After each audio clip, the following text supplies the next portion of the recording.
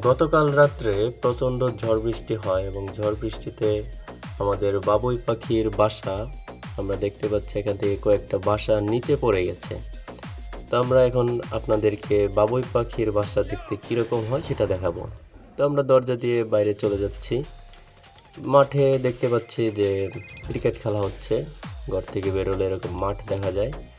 তো আমরা ক্রিকেট খেলা এখন দেখবো না, আমরা এখন বাবুই পাখির বাসা দেখতে কীরকম হয় সেটা আপনাদেরকে দেখানোর চেষ্টা করব।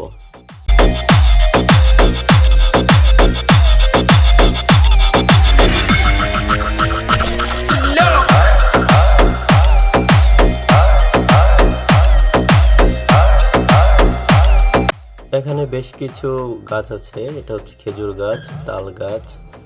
এখানে বাবুই পাখির অনেকগুলি বাসা আছে, কয়েকটা বাসা পড়ে গেছে।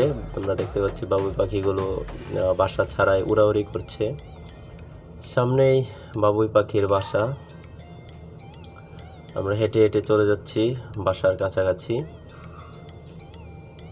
এটা হচ্ছে বাবুই পাখির বাসা, দেখেন কত সুন্দর করে তারা বাসাটা বানিয়েছে। ভিতরে কিছুই নেই, আমরা কিছুই পেলাম না ভিতরে।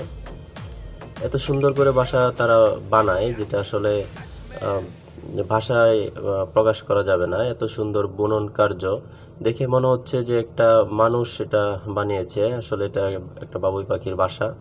এই গাছে আরও অনেকগুলি বাসা আছে। তো যাই হোক, এই বাসাটা যে পাখি সে আবার নতুন করে বাসা বানানো শুরু করবে আশা করি। তো আমরা দেখলাম বাবুই পাখির বাসা, আপনাদেরকে দেখালাম কীরকম থাকে। আর এখন সচরাচর দেখা যায় না এরকম বাবুই পাখির বাসা। ঠিক আছে, সবাইকে ধন্যবাদ।